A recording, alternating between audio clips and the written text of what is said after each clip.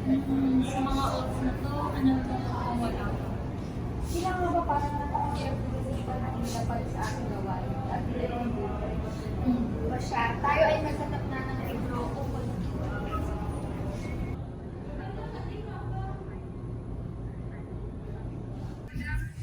Uy, halin kayo. Ako ay may natagpo ang kakaibang libro dito. Babala, mag-ingat sa pagbasa ng mga susunod na pahina. Tayo na't harapin ang hinaharap. Tara na't tuklasin ang ating hinahanap.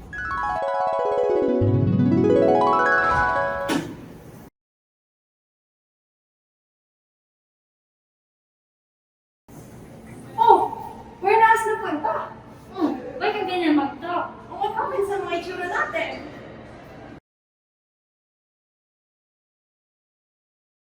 Ano yung loud sound na yun? I don't know. Tara, let's find out.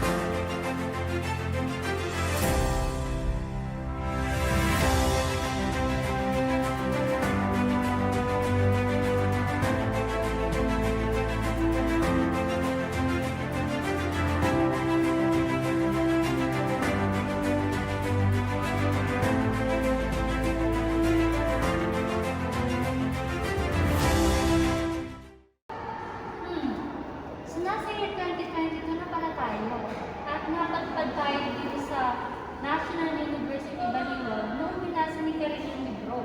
Well, at least nakagather tayo ng information sa magiging architecture sa Philippines in today's time. Tara, let's find out kung paano tayo makakabalik. Tara! Jo! Architecture din ang pinag-aaralan sa klase mo rito. Tara, sumili tayo sige.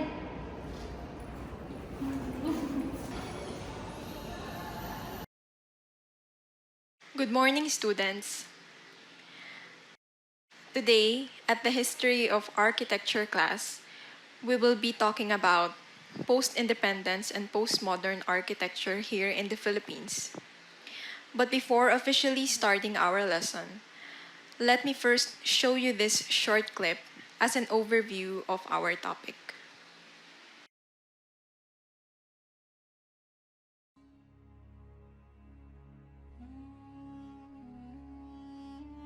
At the end of the Pacific War, Manila was in ruins. Yet the war toward Manila rose again. Out of the ashes, Filipinos moved on to rebuild their lives and found in modernism the foundation that could direct the new nation. On July 1946, the Philippine Islands became independent, and the U.S. War Damage Rehabilitation Fund was used to resurrect the Manila's pre-war neoclassical splendor.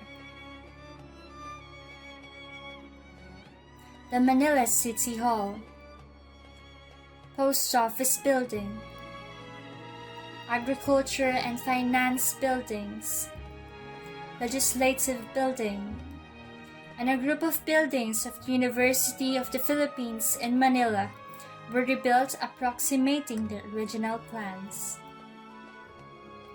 After these, there is a construction boom where the architects joined the Reconstruction euphoria.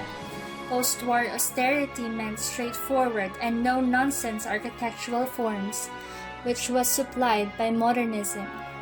Form follows function. It was a new doctrine proclaimed by the third-generation Filipino architects, namely Cesar Concho, Angel Nakpil, Alfredo Luz, Otilio Arellano, Felipe Mendoza, Gabriel Ormoso, and Carlos Arguelles.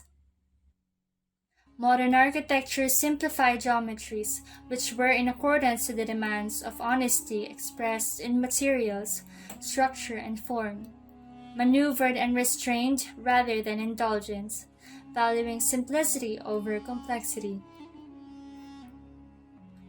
Mid-century modern aesthetics was also influenced by new materials and scientific events, such as space exploration, which fueled much faith in technology and future. The so-called space age in 1950s has been translated into a visual language of long, thin, horizontal lines suggesting airplane wings, upright structures, and parabolic arches that direct the eye to the sky, and sharply contrasted angles that express speed.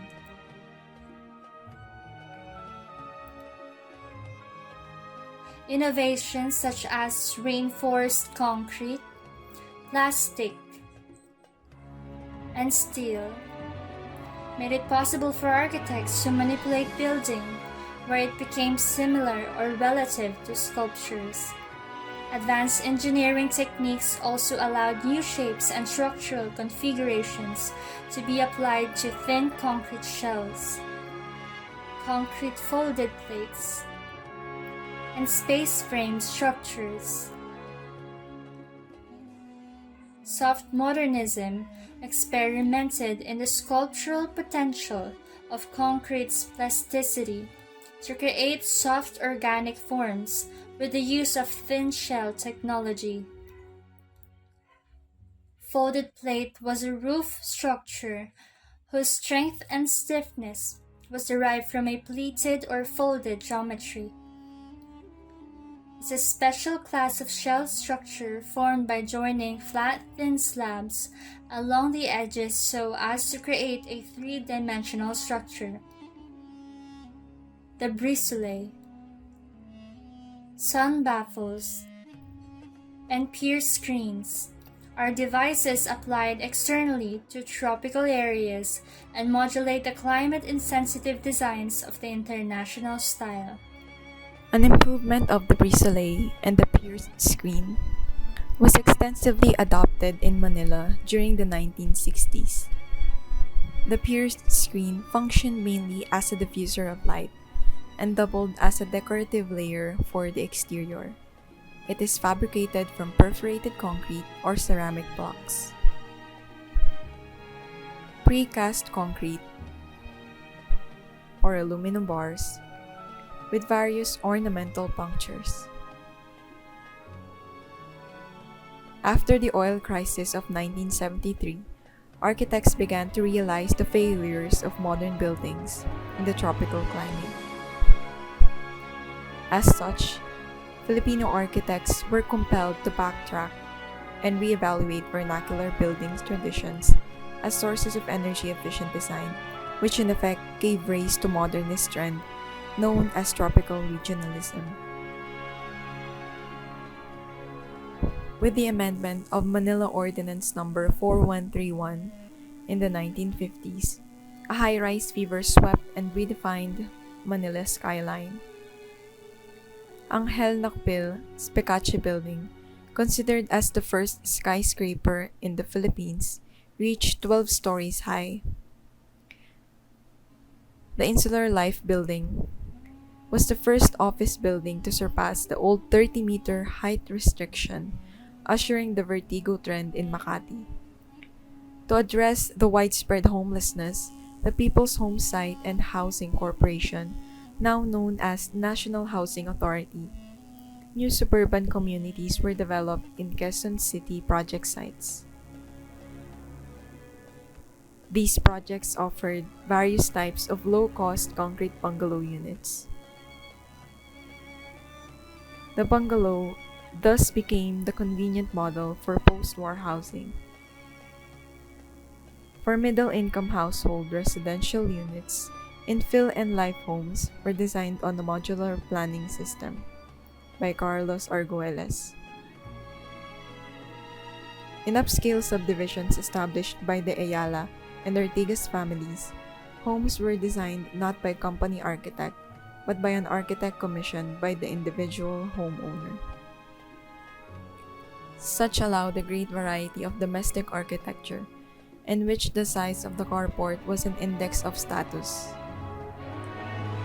Tall and multi-story apartments played a new role in providing Filipinos with modern housing. Monterey Apartments and Carmen Apartments epitomized the modernist high-rise apartments of. By the middle of the 1960s, young architects and designers began to reappraise the country's rich architectural and cultural heritage as a source of design inspiration. Local architects adapted Maranao and southern Philippine motifs, exploiting vintage colors and roof silhouettes, resonating ambiguous Malayan figuration. The dictatorship of Ferdinand Marcos in the 1970s held the promise of national rebirth and resurrection of old Filipino traditions. The cultural and architectural agenda of the regime was placed under the auspices of the First Lady Imelda Marcos, who packaged herself as the patroness of the arts and tended the cultural renaissance of the nation. The colossal building projects of the Marcoses, cultural buildings, finance complexes, medical centers, bliss, hotels, convention centers, sports complexes, airports, official residences, and a Filipino theme park projected an image of a progressive and modern nation state.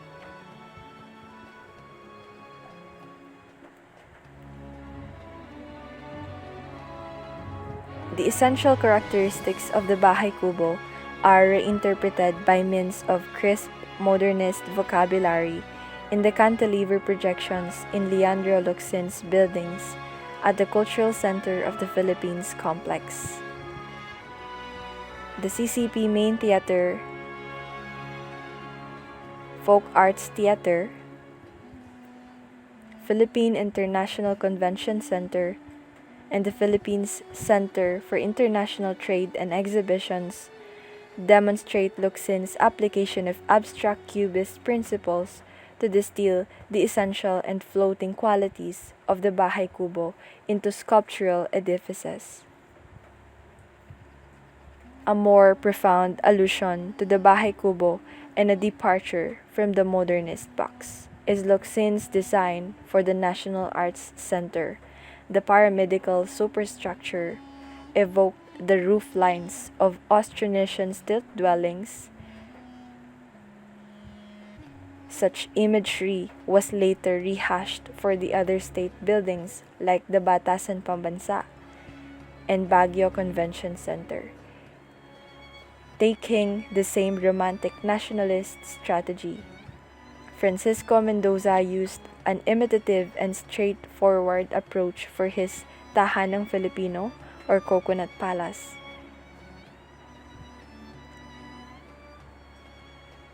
Through this watershed building, Manyosa began to align more firmly his practice towards the advocacy of climate-responsive vernacular architecture, a body of work which made him the paternal figure of Filipino neo-vernacular movement.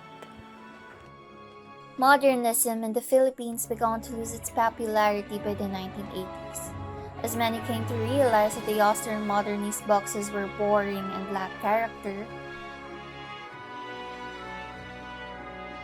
Postmodern architecture altered the landscape with buildings proclaiming the resurgence of ornament as an antidote for the modernism's renunciation of history and tradition.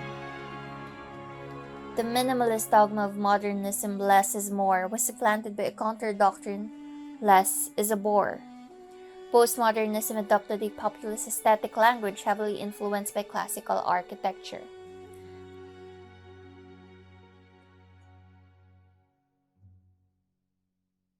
Visually, postmodernism is exemplified by a garish application of color, return to ornament, and traditional design elements, an eclectic mix and match of every conceivable detail for flashy effect. The postmodern skyscrapers allude to timelessness of the classical columns as a way to break its vertical monotony. The tall structure is divided into vertical segments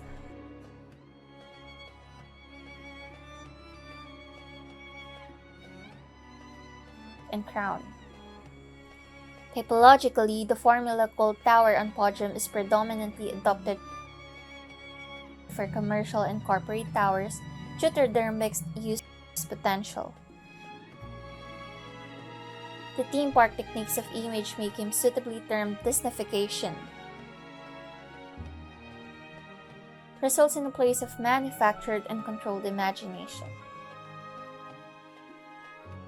Postmodernism reinvents the cityscape with the potential illusion and perpetuate escapist fantasy environments, as the master-planned microcities like Eastwood City,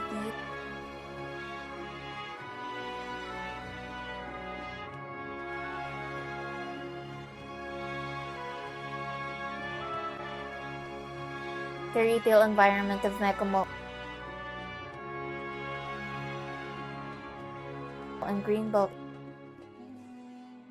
and gated communities which are all detached from the harsh reality of the third world or vanity. As the process of globalization engulfs the local architectural practice, one fears that the period or postmodern architecture in the Philippines might become the period of post-Filipino architecture.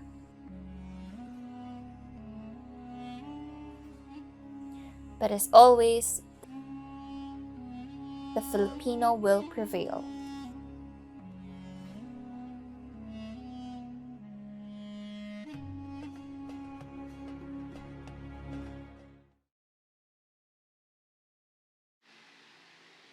Alright, so I want everyone to open their textbooks to page 143 and let us officially start our lesson.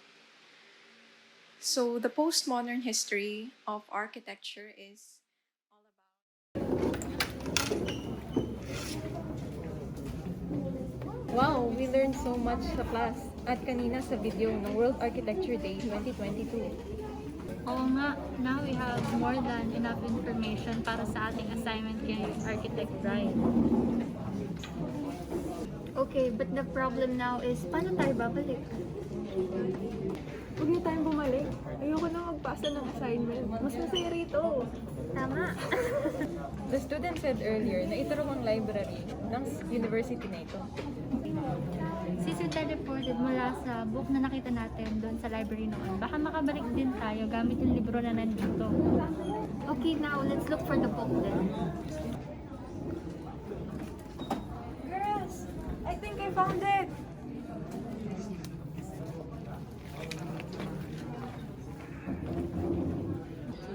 Babala, mag-ingat sa pagbasa sa mga susunod na pahina. Ashira Grevinda Mama at Jerum. Ngayon, ang inyong kahilingan ay aking diringgin.